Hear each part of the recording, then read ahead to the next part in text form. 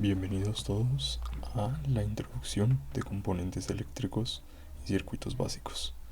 Soy Nicolás Suárez Salazar y soy estudiante de Ingeniería de Sistemas en la clase del grupo 301-10 para enseñarles algunos de los componentes que se utilizan. Los condensadores. Estos son una composición eléctrica de tres materiales: dos láminas conductoras y un aislante. Estos tienen la propiedad de almacenar cargas eléctricas en forma de tensión para poderla liberar posteriormente, siempre y cuando se conecte a un receptor de salida. Su funcionalidad es bastante particular, ya que al conectarse directamente a una fuente de tensión o de carga, estas empiezan a abastecerse inmediatamente.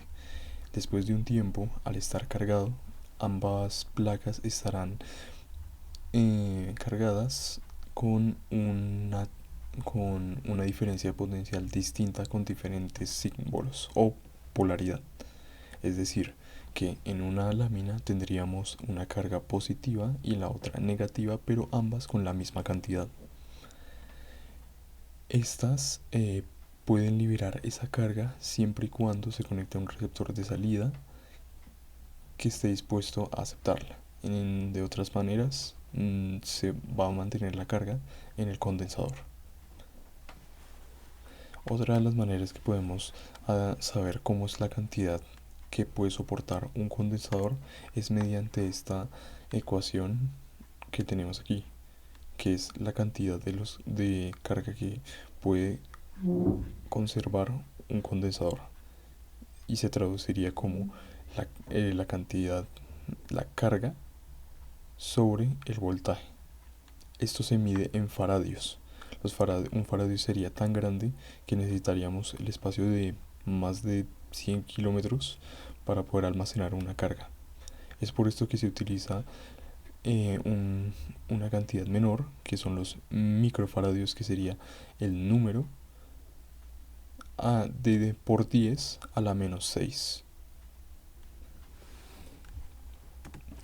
Los tipos de condensadores dependen siempre de su material aislante, y es por esto que también es tan importante, porque el material aislante es lo que permite que las dos cargas no interactúen entre sí y no haya algún cortocircuito o incluso no perdamos la carga que acabamos de almacenar.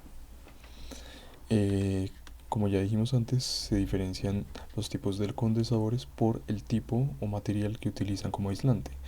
Esto puede ser cerámica, puede ser el tantalio, que también es uno de los más comunes, el aire y el papel.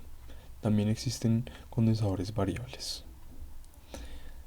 Un ejemplo muy claro que me gusta pensar y es que los condensadores pueden ser imaginados como una jeringa.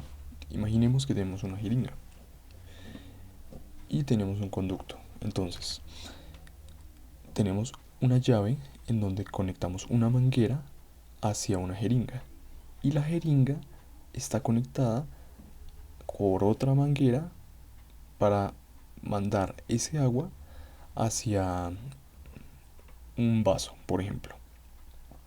Entonces, tenemos que, si abrimos la llave y el agua sería la corriente eléctrica, tendríamos que el agua estaría llenando la jeringa, porque funciona como filtro.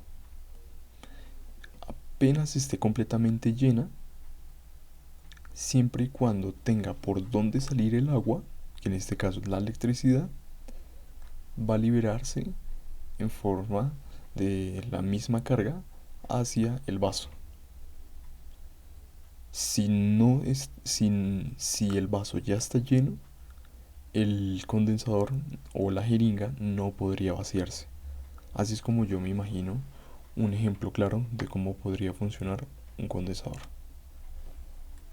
Bien, ahora seguiremos con los inductores u bobinas. ¿Qué es un inductor? Es un componente pasivo que reacciona a las corrientes dentro de un sistema, generando un campo magnético. Las bobinas o inductores pueden ser creados fácilmente enrollando cualquier material conductor dentro de una superficie. Esta va a interactuar de forma común y es completamente proporcional la cantidad que ofrece el inductor por la corriente que sucede dentro de este. ¿Cómo funcionan?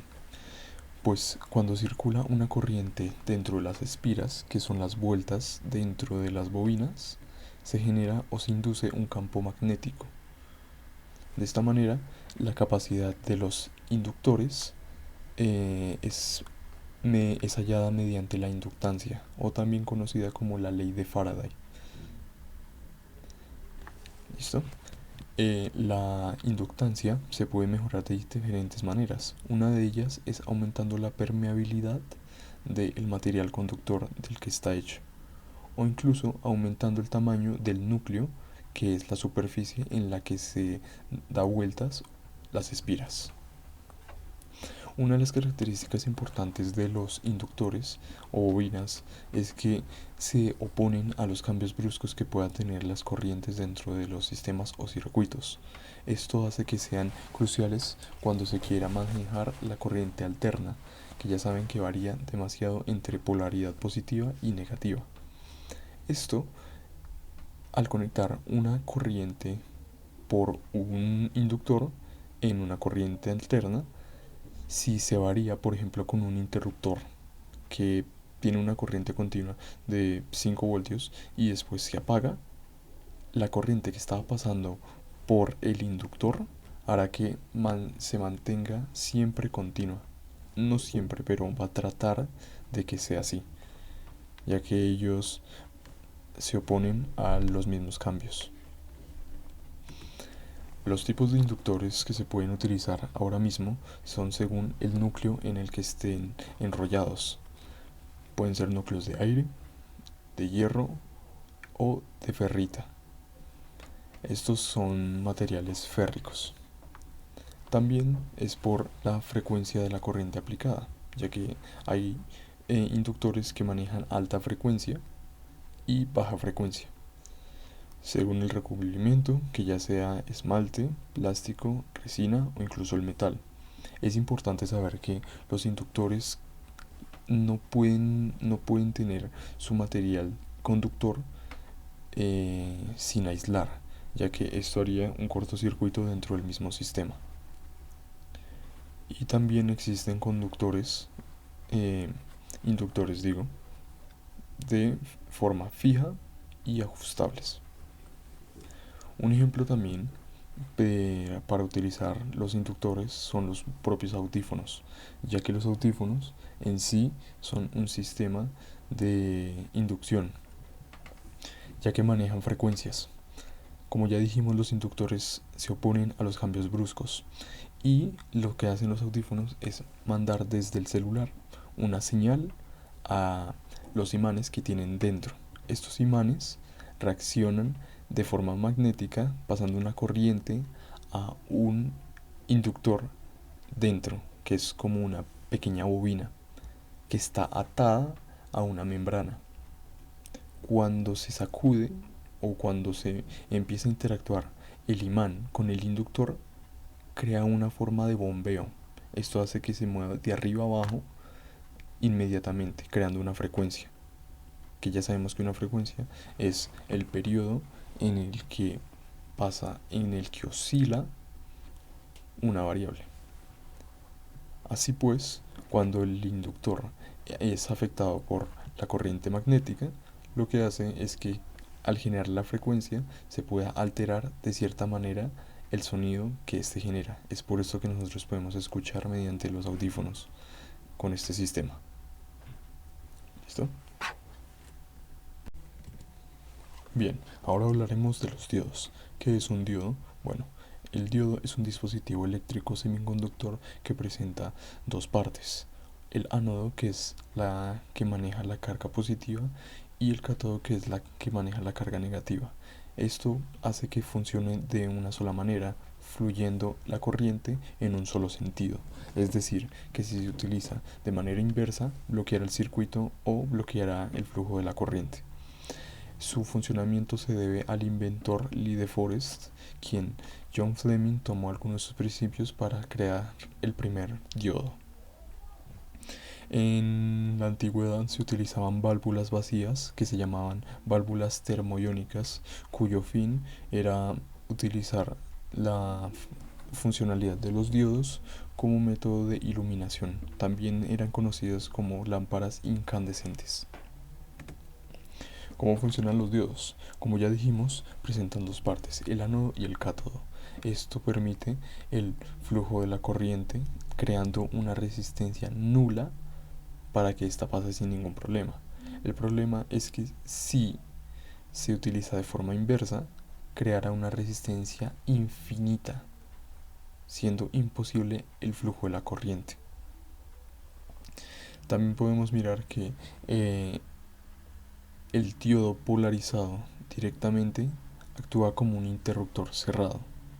De modo contrario, al tener el diodo polarizado de manera inversa, se activa como un interruptor abierto. En otras palabras, bloquea la corriente. Aquí podemos ver un ejemplo de cómo sería dentro de los circuitos. Bien, hay diferentes tipos de diodos y de los más conocidos es, por ejemplo, el diodo rectificador. Este tiene la característica de que se puede utilizar en corrientes alternas. Como ya dijimos, el flujo de la corriente es posible si se utiliza el diodo en la orientación correcta. Al tener una corriente alterna que varía tanto de polaridad, este la rectifica, es decir, que la vuelve corriente continua, entre comillas, ya que hace que su fluctuación no sea tan variada, haciendo que en gráficas se vuelva más estable. El otro ejemplo que tenemos es el diodo de Schottky, que presenta una particularidad común tanto en su creación, ya que este no maneja los dos semiconductores llamados ánodo y cátodo, sino que presenta la barrera de Schottky. Este, como un diodo normal, podría conmutar fácilmente una polarización que cambia de directa a inversa. Pero entre más frecuencia tenga esta, la conmutación será más alta y por ello la tensión sería también mayor. Esto pondría en peligro lo que es el mismo diodo, si fuera uno normal. Por ello es que este diodo de Schottky lo controla de manera en que se utiliza la barrera de Schottky como una unión de metal semiconductora. Esto en lugar de los dos ánodos y cátodos. Así se dice que el semiconductor podría manejar mayores variables dentro de una conmutación, haciendo que la polarización aleatoria de los ánodos y los cátodos sea más rápida y por ende tendría menos problemas para fluctuar. Y por último utilizaremos el mismo ejemplo de los diodos LED, que son los más conocidos. El diodo LED, su característica principal es que funciona de la misma manera que un diodo, pero este, al utilizarse de manera directa, emana luz. Así es que si se utiliza de manera inversa también cortaría la misma corriente, pero si se utiliza de manera correcta, de manera directa, estaría emanando luz, porque así es como funciona este diodo. ¿Listo?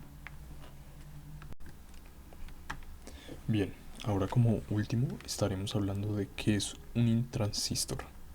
Los transistores son dispositivos que regulan el flujo de la corriente dentro de un circuito, amplificando o cortando dependiendo del uso que se necesite.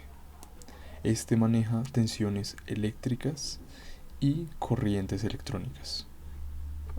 De ambas maneras funciona, así que no hay ningún problema.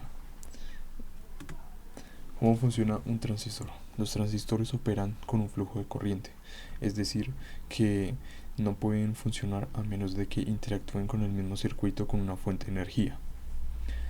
Estos tienen diferentes modos.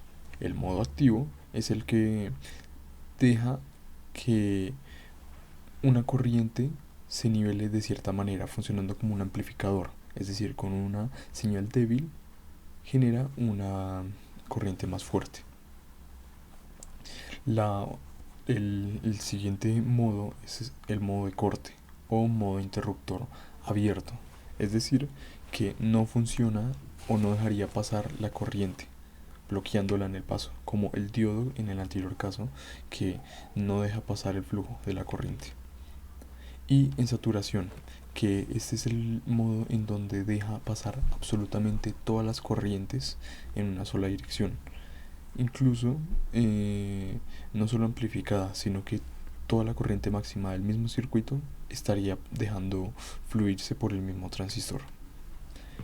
En este modo, es decir, el transistor, diríamos que sería como una fuente de presión para una llave de agua, como una tubería, es decir, en donde regularía el flujo de la corriente mediante diferentes modos, ya sea cortándola de paso, de seco, dejándola pasar o amplificándola. Aquí vemos cómo funciona. Otra de las funciones con el modo de interruptor es que si no recibe ninguna señal por la parte de base, no dejaría llegar a la parte del emisor. De esta manera regularía la parte que si detecta una señal, dejaría pasar la corriente, pero si no detecta ni siquiera una mínima fluctuación de energía, no funcionaría, funcionando como el interruptor abierto, como ya habíamos dicho. Hay diferentes tipos de transistores. Uno de ellos es el transistor de contacto puntual, también llamado de punta de contacto. Aquí lo podemos ver en la misma imagen. Es el tipo más antiguo del transistor y opera sobre una base de germanio. Fue un invento revolucionario a pesar de que era difícil de fabricar, frágil y ruidoso. Es el más viejo de todos.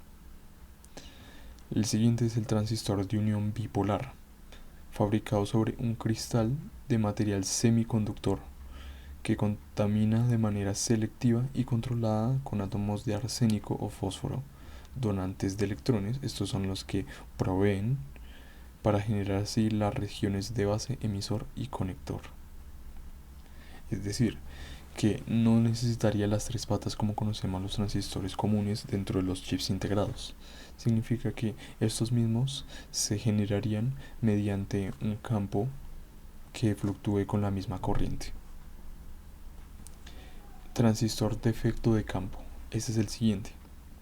Y se emplea en este caso una barrera de silicio o algún otro semiconductor semejante, en cuyos terminales se establecen terminales ópticos, operando así por tensión positiva.